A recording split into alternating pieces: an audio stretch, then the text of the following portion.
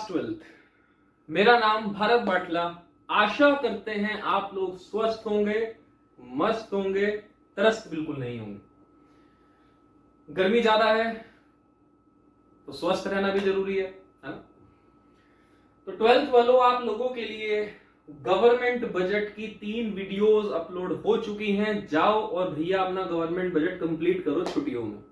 सभी लोग अपने मामा के घर गए हुए हैं, नानी के पास बैठे हैं, तो भैया पढ़ कम रहे हैं। कोई बात नहीं, आगे काम आ जाएंगी वीडियोस। मेरे पास भी समय है तो आपके लिए ये चीज ला सकते हैं। अगला चैप्टर हम जो डालने वाले हैं वो मनी एंड बैंकिंग में, देखो ये तो आपकी एक यूनिट है, मनी एंड बैंकिंग। थोड़ी सी इंफॉर्मेशन आपको ये दे दूं कि पहले मनी बहुत छोटा रह गया था, इसके फंक्शंस कट कर दिए थे तो मीनिंग ही रह गया था बेसिकली, और कुछ इसके कंपोनेंट्स। पर अब मनी के फंक्शंस दोबारा सिलेबस में आ चुके हैं, तो मनी भी पढ़ना प्लस बैंकिंग भी पढ़ना है।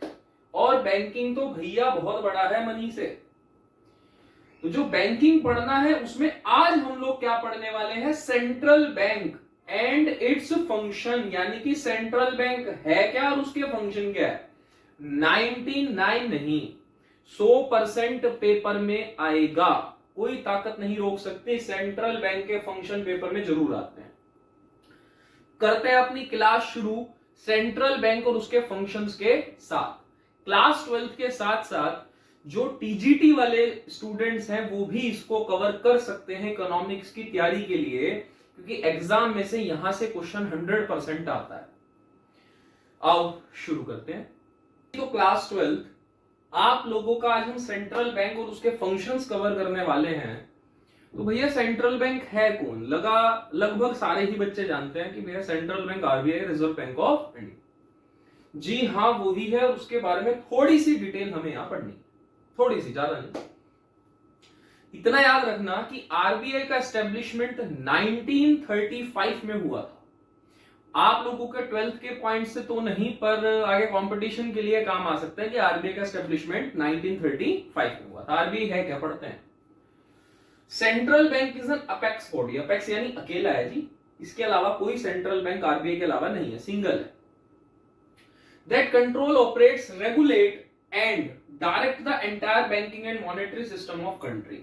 यही कंट्रोल करता है, यही ऑपरेट करता है, यही रेगुलेट करता है और यही डायरेक्ट करता है पूरे एंटायर बैंकिंग और मनी सिस्टम को। यानी कि इकोनॉमी का फादर है। यही सारे बैंकिंग स्ट्रक्चर को, जैसे घर का बैंकिंग, घर का फाइनेंशियल स्ट्रक्चर पापा संभालते हैं, ऐसे ही पूरे देश का बैंकिंग, पैसे का स्ट्रक्चर कौन संभालता है, हमारा central bank. It operate in public interest without profit motive. देखो ये बात लिखनी क्यों जरूरी है, तो अपेक्स बॉडी है और दूसरा बिना प्रॉफिट के काम करता है। जैसे सेंट्रल बैंक इकोनॉमी में काम कर रहा है, ऐसे ही कमर्शियल बैंक भी इकोनॉमी के अंदर क्या कर रहा है, वर्क कर रहा है। जैसे सेंट्रल बैंक इकोनॉमी के लिए काम कर रहा है, वैसे ही कमर्शियल बैंक भी इकोनॉमी के लिए क्या कर रहा है बच्चों, वर्क कर रहा है। लेकिन कमर्शियल बैंक ना अपेक्स नहीं है, कमर्शियल बैंक बहुत सारे हैं, तो ये डिफरेंस पहला हो गया। यही कमर्शियल और सेंट्रल में भी डिफरेंस क्रिएट कर लेते हैं। कमर्शियल बैंक बहुत सारे हैं, सेंट्रल बैंक सिंगल है। कमर्शियल बैंक काम करता है प्रॉफिट के लिए जी, सेंट्रल बैंक प्रॉफिट के लिए काम नहीं करता। And has sole right for issue of currency. Commercial bank के पास ऐसी कोई ताकत नहीं है कि वो करेंसी इशू करे, पर सेंट्रल बैंक के पास ऐसी ताकत है कि वो क्या इशू कर सकता है, करेंसी। आगे, it does not directly deal with public. ये मीनिंग ऐसे ही लिख रखा है जान के, जिससे कि कमर्शियल बैंक का डिफरेंस क्रिएट कर सको। It does not deal directly with public, जबकि कमर्शियल बैंक सिर्फ पब्लिक से ही डील करने के लिए बना है मेनली। तो करता वो सेंट्रल बैंक से भी डील है, पर it does not deal, central bank deal नहीं करता किससे, पब्लिक से, जबकि कमर्शियल बैंक मेनली डील ही पब्लिक से करता है। टीजीटी वालों, आपके लिए मेन क्वेश्चन बन गया, वो पूछता है सेंट्रल बैंक का क्या काम नहीं है। वो पब्लिक से डील नहीं करता, ये उसका काम नहीं है, वो पब्लिक से डील नहीं करता, ठीक है। फंक्शंस पूछता है ना वो, कि सेंट्रल बैंक का क्या काम नहीं है, पब्लिक से डील करना उसका काम नहीं है। It is generally own govern by government. वैसे तो सेंट्रल बैंक को चलाने के लिए गवर्नर अपॉइंट होता है, पर वो गवर्नर अपॉइंट भी कौन करती है, गवर्नमेंट। तो इनडायरेक्टली बेसिकली सेंट्रल बैंक किसका हो गया भैया, गवर्नमेंट का ही हो गया। मीनिंग के बाद इसके फंक्शंस पे चलते हैं बच्चों, है ना।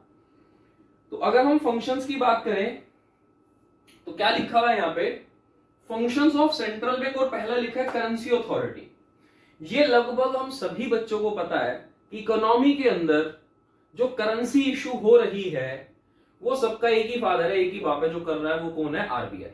ठीक है, तो करेंसी अथॉरिटी बोल दो चाहे बैंक ऑफ इशू बोल दो, ये दोनों काम एक ही पर्सन के है, सेंट्रल बैंक। क्या लिखा हुआ है, टीजीटी वालों को तो याद नहीं करना, एमसीक्यू आने हैं, पहले 12th वालों को भी याद नहीं करना था, एमसीक्यू आने थे। भैया आप डिस्क्रिप्टिव पेपर है, लिखना है तो याद करना पड़ेगा।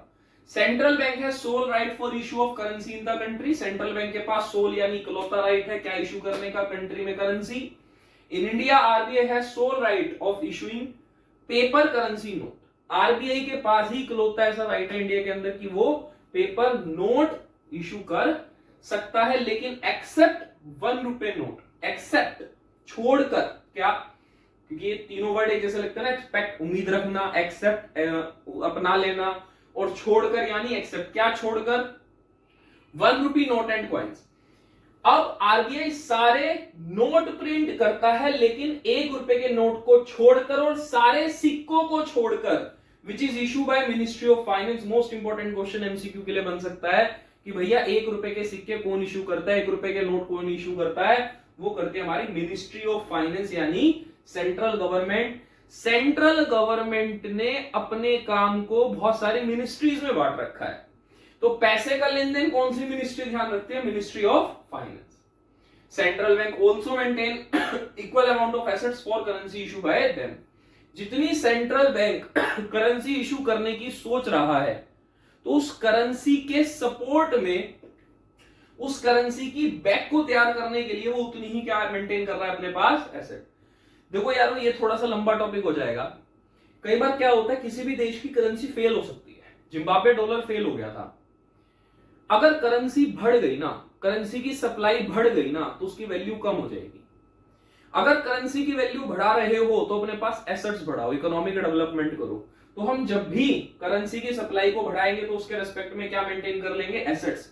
और वो एसेट्स क्या हो सकती है, मेनली या तो वो गोल्ड होगा या वो फॉरेन सिक्योरिटी होगी।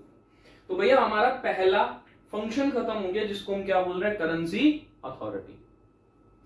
आगे चलते हैं, इसमें कुछ पूछना है तो आप लोग मेरे से पूछ सकते हैं। देखो अगला है हमारे पास bankers to the government. Bankers to the government, government के बैंक के रूप में काम करता है। जैसे हमें फैसिलिटीज देता है कमर्शियल बैंक। क्या फैसिलिटी देता है, हम अपना पैसा कमर्शियल बैंक के पास सेफ रख लेते हैं, वहां से इंटरेस्ट ले लेते हैं, वहां पर लोन की फैसिलिटी, क्रेडिट कार्ड फैसिलिटी, हमारे बुक्स वो मेंटेन कर रहा है एक तरह से। ये सब चीजें कमर्शियल बैंक हमें दे रहा है, सेम सेंट्रल बैंक गवर्नमेंट को दे रहा है। As a banker central bank provide all facility to central government like maintaining current account या लोन देना, as commercial bank provide to its customer. As a banker central bank वो सभी facility दे रहा है सेंट्रल गवर्नमेंट को जैसे कि commercial bank दे रहा है पब्लिक यानी अपने कस्टमर्स को। ये हो गया हमारा एज अ बैंकर, यानी वो गवर्नमेंट के बैंक के रूप में काम कर रहा है। दूसरा as an agent. As an agent का मतलब क्या होता है, देखो एजेंट किसको बोलते हैं, प्रॉपर्टी एजेंट कौन होता है, जो दूसरे के बिहाफ पे काम करे, है ना। अब बस ये प्रॉफिट के लिए नहीं करता बेसिकली। एज एन एजेंट में हम लोग क्या बोल रहे हैं, अभी ना एक वर्ड आपको यहाँ पर रटना है, बस इसको समझाऊंगा बाद में। क्या, ये गवर्नमेंट की सिक्योरिटीज को सेल परचेज करता है। सर सिक्योरिटी क्या होती है हमें तो नहीं पता, मैं बताऊंगा ना, अभी छोड़ दो बस। क्यों परचेज सेल करता है हमें आगे पढ़ना है, तो बस रट लेना, याद रख लेना। The central bank also has responsibility to managing public debt. एक तो कितना पब्लिक डेट गवर्नमेंट ने ले रखा है, पब्लिक से कितना डेट ले रखा है सिक्योरिटी बेच करके, यही तो चर्चा में आगे करनी है। तो purchase and sale of security of government, यानी कि एज एन एजेंट में हम क्या कह रहे हैं, central bank also responsibility to manage debt and purchase and sale security of government. Government की सिक्योरिटीज को सेल परचेज करने का काम कौन कर रहा है, आरबीआई कर रहा है, इसलिए हम इसको क्या बोल रहे हैं, एजेंट। दूसरे की प्रॉपर्टी को सेल परचेज कर रहा है। लास्ट है हमारा as a financial advisor. Central bank advises government from time to time on economic and financial matter. Central bank basically क्या करता है, पढ़े लिखा गवर्नर तो उसके अंदर भैया है ही, अभी बता देना करंट में कौन है, शशिकांत दास जी। तो जो शशिकांत दास जी हैं पढ़े लिखे हैं, तो वो गवर्नमेंट को इकोनॉमिक मैटर्स पे एडवाइस करते हैं। देखो अब ऐसा नहीं ऐसा कर लेना चाहिए, यानी कि पॉलिटिकल इश्यूज पे नहीं बोलेंगे, वो सिर्फ किस पे बोलेंगे, इकोनॉमिक और फाइनेंशियल मैटर्स पे। यानी इकोनॉमी को मजबूत करने के लिए क्या सजेशंस हो सकते हैं, वो गवर्नर किसको बताता रहता है, गवर्नमेंट को। दो फंक्शन हो गए, पहला करेंसी अथॉरिटी और दूसरा हमारा क्या बनेगा, बैंकर्स टू द गवर्नमेंट। तीसरे फंक्शन की तरफ चलते हैं, bankers bank. Class 12th last function हम आज पढ़ेंगे बैंकर्स बैंक। इससे अगला फंक्शन हम लोग अगली वीडियो में कवर करने वाले हैं, क्योंकि वो थोड़ा सा टॉपिक वाइड जाएगा। बैंकर्स बैंक बेसिकली है क्या, देखो ये शुरू के 3 फंक्शन रट लेना, इसमें से एक जरूर आता है, मोस्ट इंपॉर्टेंट है। बैंकर्स बैंक, बैंकों का bank, father of all bank. Central bank act as banker to other banks. देखो कमर्शियल बैंक फ्रॉड कर सकते हैं और ऐसा हुआ भी है। हमें लगता है कि कमर्शियल बैंक में जितना पैसा हमारा रखा है सब सेफ है, लेकिन ऐसा नहीं है। कमर्शियल बैंक कहता है आपके पास, आपका हमारे पास 1 करोड़ भी रखा है और अगर हम डूब गए तो आपको 5 लाख तक की रिकवरी मिलेगी। इतना आरबीआई आपको एश्योरेंस देता है कि कमर्शियल बैंक के पास जितना पैसा उसमें से बस वो 5 लाख तक दे सकता है, पहले लिमिट 1 लाख थी। लेकिन कमर्शियल बैंक डूबने कौन नहीं देगा, आरबीआई। कि लोगों का विश्वास उठ जाएगा ना कमर्शियल बैंक में से, लोग पैसा कैसे देंगे फिर कमर्शियल बैंक को, और कमर्शियल बैंक इंडस्ट्रीज को लोन कैसे देगा, देश डूब जाएगा ऐसे तो आरबीआई अल्टीमेटली कमर्शियल बैंक को डूबने नहीं देता। इसके लिए अब ये भी नहीं करेगा कि कमर्शियल बैंक फ्रॉड करता रहेगा और उसे पैसा देता रहेगा, वो कमर्शियल बैंक को फ्रॉड करने से रोकेगा। उसके लिए कुछ सख्त रूल बनाएगा। क्या करेगा, central bank regulate and control all commercial bank. तो सेंट्रल बैंक रेगुलेट और कंट्रोल करेगा सारे कमर्शियल बैंक को, कॉलर पकड़ लेगा उनके, भैया चाटा लगेगा कुछ गलत करोगे तो। क्या लिखा हुआ है, every commercial bank are required to keep a fix percent of their deposit to RBI called CRR. क्या नई चीज ले आए सर, सुनो, एवरी कमर्शियल बैंक, हर कमर्शियल बैंक को रिक्वायर्ड रखना पड़ेगा to keep fix percent of their deposit, अपने डिपॉजिट की कुछ फिक्स परसेंटेज किसके पास, आरबीआई के पास। यही है कैश रिजर्व रेशो। हो सकता है भैया टीजीटी के एग्जाम में आया हुआ, मुझे याद आ गया, वहां पे आया हुआ था सीआरआर में सी स्टैंड किस लिए करता है, कैश रिजर्व रेशो के लिए। मैंने यहां पे लिख नहीं रखी है फुल फॉर्म, सॉरी, आप लोग लिख लेना cash reserve ratio. What is cash reserve ratio, cash reserve ratio का मतलब है minimum percent of their deposit, यानी कमर्शियल बैंक के मिनिमम डिपॉजिट, कमर्शियल बैंक का डिपॉजिट का कुछ मिनिमम परसेंटेज आरबीआई के पास रखना पड़ेगा, जिसे हम क्या बोलेंगे, सीआरआर। तो every commercial bank maintain fix percent of their deposit with RBI called CRR. अब कह रहे सर ये तो दादागिरी है, बिल्कुल दादागिरी है भैया, आरबीआई की पूरी दादागिरी है। तेरे पास डिपॉजिट पब्लिक ने रखा, ला उसका कुछ हफ्ता मुझे दे, कुछ परसेंट मुझे दे, दादागिरी है। अब रोल शुरू होगा। कमर्शियल बैंक थोड़ा सा फेल होने की कगार पे आया।